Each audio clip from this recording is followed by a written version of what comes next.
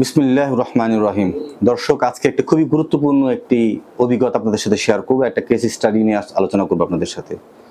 আমার একটা পেশেন্ট, খুব মনোযোগ দিয়ে দেখবেন ইনশাআল্লাহ। তো ওই পেশেন্টটা, উনি আগে সৌদি আরবে ছিলেন, যে কোনো কারণে বাংলাদেশে আবার চলে আসছেন। ওনার নাম আমি গোপনীয়তার স্বার্থে বলছি না। তো উনি কি করছিলেন, গ্রামে বাড়িতে গিয়ে কিছু মাটি কাটছিলেন, এরপর কোমর ব্যথা শুরু হলো। পরে এমআরআই করেছেন, পিএলআইডি বলে ধারণা করতেছেন, থেরাপি চলতেছিল। যাই হোক, থেরাপি না ওষুধ পানি খাচ্ছিলেন, ব্যথা কমতেছিল। পরে ব্যথা কিছু কমছে, কিন্তু ব্যথা তারপরে কোমরে ছিল। তো ওনাকে আবার একজন ডাক্তার পরামর্শ দিচ্ছেন, ব্যথা কিছু কম, তো এখন পর আপনি উঁচু জায়গায় বসবেন। হ্যাঁ, ওনারা বলে দিচ্ছে উঁচু টুলে বসবেন, এটা ওনারা বলে দিচ্ছে। এখন এই পেশেন্টটা এসে আমাকে বলতেছে, দুইটা লক্ষণ বলে যে ভাই, আমি যখন বসি, খুব লক্ষ্য করে দেখেন দর্শক, উনি বলে যে আমি যখন বসে আমি যখন পাটা এরকম ছেড়ে দেই, তখন এখানে ঠিক মিডিয়াল কম্পার্টমেন্ট এই জায়গায় পেনটা হয়। উনি আরেকটা কথা বলতেছিলেন যে আমার ঠিক ইস্টিয়াল টিউবারসিটিতে পেনটা হয়, এবং আমি এই যখন ভর দিলে আমার পায়ের পাতায় ব্যথা করে। এই তিনটা কথা উনি বলতেছেন। তো আমি ওনার এমআরআই রিপোর্ট, পিএলআইডির সমস্ত ক্লিনিক্যাল ফাইন্ডিংস আগে ছিল, মানে ওনার তো আমার কাছে পরে আসছে, মানে ইদানিং আসছে, ঘটনা আরো 2 বছর আগের কাহিনী। তো আমি সবকিছু মিলে ওনার আগের ইতিহাস নিয়ে যে দেখলাম যে এমআরআই রিপোর্ট সবকিছু মিলে মনে হয় পিএলআইডি ছিল। কিন্তু এই ব্যথাটা কিসের? এখন যে কথা বলছে, উনি কিন্তু কোনো রেডিয়েটিং পেন নাই। রেডিয়েটিং পেনে পেট পুরা পা জুড়ে ব্যথা তা না, পাংচারে ব্যথা। ওনার কোনো স্পন্ডিলোলিসিস নাই, ওনার কোনো আপনার স্পন্ডোলিসিস নাই। তাহলে কেন ব্যথা? মানে খুবই চিন্তাযুক্ত ব্যাপার। আমরা স্টেনোসিসের কোনো সাইন পাচ্ছি না, স্পন্ডিলোলিসিসের কোনো সাইন, এগুলো বা বিভিন্ন রকম ক্লিনিক্যাল ফিচার, সেগুলো আমি যাচ্ছি না, আলোচনা অন্য দিয়ে চলে যাবে। তাহলে ব্যথা কমতেছে না, কি ব্যাপার?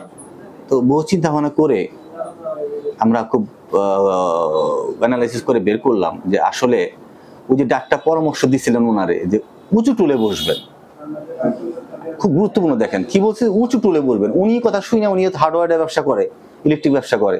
উনি কি করছে, একটা বড় একটা টুল বানাইছে, উঁচু টুল বানায়, ওই টুলে সে বসে। এবং সে বলছে যে বেশিক্ষণ বসবেন না, ডাক্তার বলছে, কারণ শিক্ষক সারাক্ষণ কিছুক্ষণ খালি হাটে দৌড়ায়, মানে হাটে দাঁড়ায় থাকে, অল্প একটু বসে, আবেগ মাস দাঁড়িয়ে থাকে।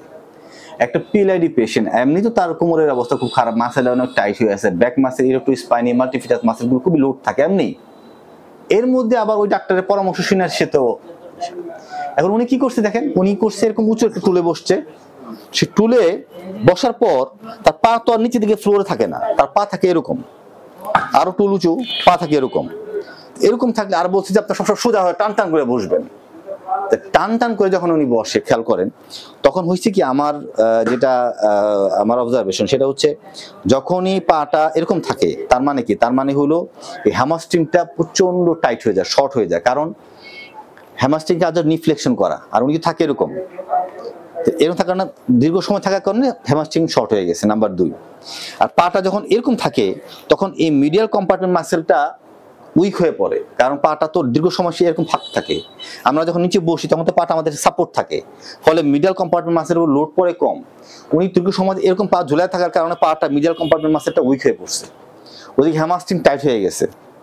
আর দীর্ঘ সময় দাঁড়িয়ে থাকার কারণে তার কি হয়েছে, তার পায়ের তলায়, তার পায়ের পাতায় আপনার প্লান্টার ফ্যাসাইটিসের মতো তৈরি হয়েছে। আরেকটা গুরুত্বপূর্ণ, হার্ড সারফেসে বসে থাকার কারণে তার কি হয়েছে, তার পাইরিফর্মিস সিনড্রোমের মতো অবস্থা সৃষ্টি হয়েছে। আরেকটা গুরুত্বপূর্ণ, যখন সে এরকম করে বসছে, তখন তার সামনে তার ফ্লেকশন অবস্থা, তার ন্যাচারালি যত উঁচু তখন ফ্লেকশন হবে। তা ফ্লেকশন হওয়ার কারণে তার কি হয়, আবার ডিস্কের দিকে চাপ পড়ছে। এটাকে কম্পেনসেট করতে গিয়ে সে কি করছে, এরকম পিঠ সোজা করে বসছে। তো এরকম পিঠ সোজা করে বসতে গিয়ে তার ব্যাকের যে মাসেলগুলো টান একটা টেনশন সার্বক্ষণিক ছিল। এই সকল বিষয়গুলো তার মধ্যে পজিটিভ। এই কারণেই তার পেনটা আজকে এই অবস্থা, একটা জার্কিং পেন শুরু হয়ে গেছে, তার কোর মাসের ভিতরে উইক হয়ে পড়ছে, এবং তার একটা হ্যাভাজার্ড একটা সমস্যা নিয়ে আমাদের কাছে আসছে, যেটা কোনো রকম আমরা কোনো এভিডেন্স মিলাইতে পারি নাই। মাথা খারাপ হওয়ার দশা, কি কিছু মিলে না, ব্যথা তার কোত্থেকে হইলো। আলহামদুলিল্লাহ আল্লাহর মেহেরবানিতে আমাদের এই বিষয়ে যখন ফাইন্ড আউট করছি, তাকে আমরা বলছি ইনশাআল্লাহ আল্লাহর রহমতে 3-4 দিনের মধ্যে চমৎকার উনি রেজাল্ট দিবেন আমরা আশা করি, এবং আপনাদের সাথে শেয়ার করব। তো আপনাদের সাথে এটা বললাম যে যারা কোমর ব্যথায় ভুগতেছেন, খালি পিএলআইডি আর এগুলি চিন্তা করলে চলবে না, তার ফাইন্ড আউট করতে, তার ইতিহাস নিতে হবে, তারপর সমস্যাটা কোথায়। এটার সাথে খুব গভীর জ্ঞানের ব্যাপার, সব অ্যানালাইসিস করে তারপর চিন্তা করে তাকে ডায়াগনোসিসটা করতে হবে কেন এই সমস্যাটা হচ্ছে।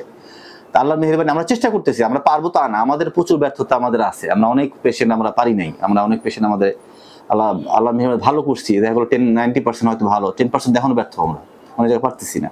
যাক আল্লাহর মেহেরবানি আমরা সকলকে সাথে শেয়ার করলাম যে আপনারা যারা প্রফেশনাল তারা চেষ্টা করেন, পেশেন্ট যারা আছে তারাও একটু চিন্তা করেন যে এগুলি এরকম কোনো কজ আপনার না কোমর ব্যথার সাথে জড়িত আছে কিনা, আল্লাহ ভালো জানি। আজকে এ পর্যন্তই, সকলকে ধন্যবাদ। আসসালামু আলাইকুম রহমতুল্লাহ।